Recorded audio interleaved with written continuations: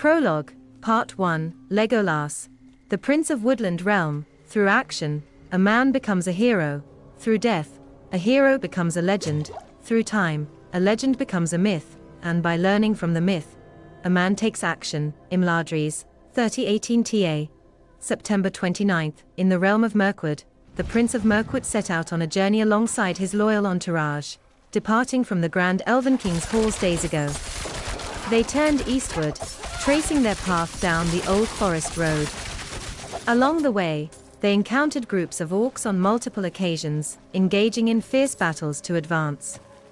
Until this day, their expedition had been comfortable and filled with cheer as they followed the narrow strip of exposed earth amidst the towering giants of root and leaf. However, a sense of darkness closed in around them, and a grey mist emerged, pointing out hidden dangers that lay ahead. Their destination was close. The elves reached the gates of the elven town in the misty mountains on the eastern edge of Eriador. Pine trees grew on the top of the valley, and the autumn colors were warm as ever. A small cluster of elegant elven buildings sitting in a Shangri-La-like valley below towering cliffs and snow-capped mountains. Legolas closed his eyes, breathing the freedom and fresh air around him. As a wooden elf, he had missed being surrounded by nature. His home had changed a lot over the centuries. It was no longer as green and alive as it was once. The once thriving forest had succumbed to a state of decay, shrouded in an encroaching darkness. In many parts, foul creatures such as orcs, goblins, and spiders were steadily gaining strength and numbers. However, Rivendell stood as a notable exception. Shielded by the power of one of the three rings once bestowed by Sauron, and fortified by the mystical abilities of Lord Elrond, it remained a haven of safety amidst the encroaching shadows. As they arrived at the imposing gates of Rivendell, the company paused to extend greetings to the elves and formally announce their presence. The Prince of Mirkwood, a familiar face in these lands, had been a regular guest of Elrond Peridhel. Especially during the decades he had spent alongside Aragorn. Yet, his deepest bonds of friendship were forged in his early years as an elfling, when he had formed a close-knit trio with Eladan, Elrohir, and Arwen. Together, they were infamous for causing mischief and playing pranks that reverberated throughout the graceful halls of Elrond's dwelling. On occasion, even the serene Arwen found herself entangled in their playful chaos. However, as the shadow of darkness cast its pall over Mirkwood and claimed his mother, Legolas, like his father, felt the weighty responsibility of guarding the realm's borders. The luxury of travel and the camaraderie of Rivendell were distant memories. As duty to his people became his unwavering focus, the bonds between Eladan and Elrohir ran deep, and they frequently embarked on journeys far from Rivendell, riding alongside the rangers of the north. The shadow of their mother's anguish in the clutches of orcs was a haunting memory that they carried with them always. It was a shared sorrow that bound the realms of Rivendell and Mirkwood, for both had lost their beloved ladies to the vile creatures. The painful recollections of the House of Elrond and the halls of Elvenking served as constant reminders of the horrors inflicted by orcs. In their own distinct ways, each brother coped with their grief, finding solace in their respective paths. Yet, there was one common thread that provided a measure of solace to both sides. Each time they vanquished an orc, it brought a fleeting sense of relief, a small victory against the darkness that sought to consume their world. The great change came after the Battle of the Five Armies. Thranduil sent Legolas away. He hinted at him to find Aragorn and be by his side. There was a reason the Elven King had softened. After his wife's death, he hid inside his halls. Legolas, his only son, was the only important thing in his life. Lost in his darkness and grief, he pushed his son far away. He kept him trapped inside Mirkwood. Tauriel's sudden outburst and Gandalf's stern words served as a jolting reminder. Snapping him back to the harsh realities, Legolas set forth on his journey, determined to fulfill the mission his father had entrusted him with. It was during this quest that fate led him to cross paths with Aragorn within the enchanting confines of Rivendell. From that serendipitous meeting, their destinies intertwined, and they soon found themselves spending countless hours together, their camaraderie deepening as they stood shoulder to shoulder in battles and shared adventures. Over time, Aragorn and Legolas evolved from mere companions to trusted friends, forging an unbreakable bond. As the days passed, Legolas couldn't help but notice Aragorn's growing affection for Arwen, the radiant daughter of Lord Elrond. It was an affection that was becoming increasingly evident, and it became clear to Legolas that his dear friend was deeply in love with the elven maiden. What's more, it seemed that Arwen's heart mirrored Aragorn's sentiments, setting the stage for a profound and poignant love story within the hallowed halls of Rivendell. The love between a human and an elf was a rarity, an anomaly in their world.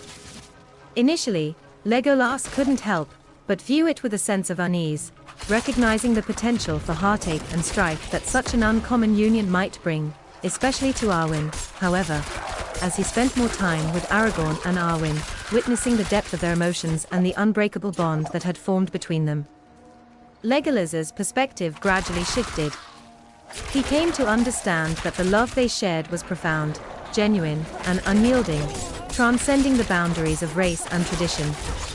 It was a love that could not be easily undone or forgotten, a force of nature in its own right. In light of this undeniable truth, Legolas found himself offering his wholehearted support to the pair, realizing that while their path might be fraught with challenges, their love was a beautiful and enduring testament to the resilience of the heart.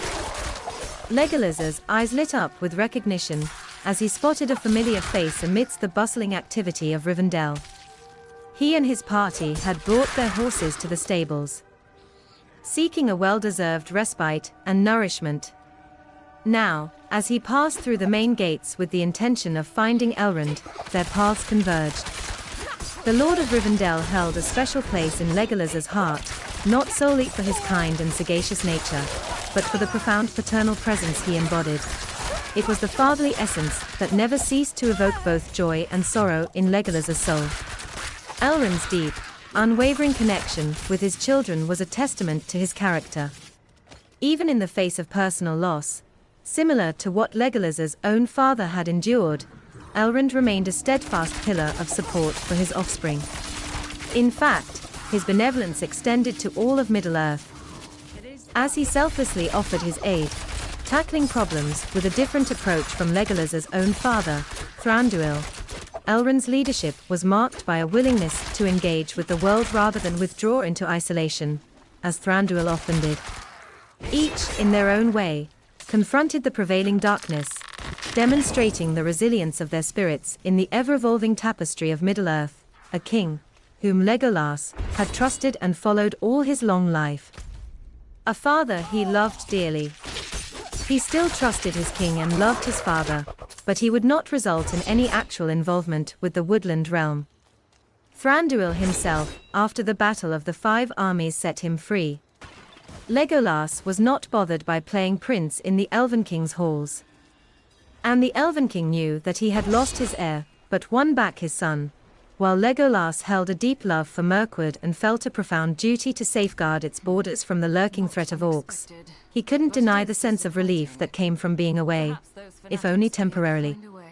The mantle of being the Prince of Mirkwood bore a weight that pressed heavily upon his shoulders, especially in these trying times. In the shadows of the encroaching darkness, the expectations of his people grew more demanding. Not only were they eager to see their prince wed, but they also harbored hopes that he would one day ascend to the throne, succeeding his father. Legolas recognized that this inevitable transition loomed on the horizon. After all, his father, Thranduil, should have embarked on the voyage to the Undying Lands centuries ago, leaving the responsibility of rulership to his son. The resilience of Thranduil, the Elven King, in the face of unimaginable pain and grief, was a mystery to Legolas. The depths of his father's strength remained veiled, concealed behind a facade of unyielding pride and regal authority. Thranduil had earned the moniker, King of Wood and Stone, and Legolas had his suspicions about the reasons behind it. Despite the profound darkness and grief that had befallen Thranduil, he continued to stand as a resolute and proud ruler, unwavering in his commitment to his people.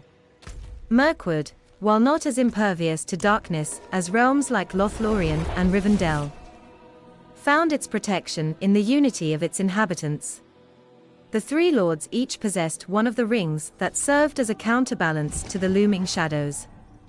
Thranduil, however, safeguarded his lands with the collective strength of his people, a testament to the enduring spirit of Mirkwood. "I had hoped to see you sooner," Lord Elrond remarked as he embraced Legolas, the gesture that had been conspicuously absent since the Elven King's wife's passing. "You have never taken longer than a month to arrive. What kept you busy?" Legolas shared the details of their journey from Mirkwood to Rivendell, explaining, "We chose to follow the old forest road, believing it would lead us to Rivendell more swiftly. However, we encountered numerous attacks along the way, which significantly slowed our progress."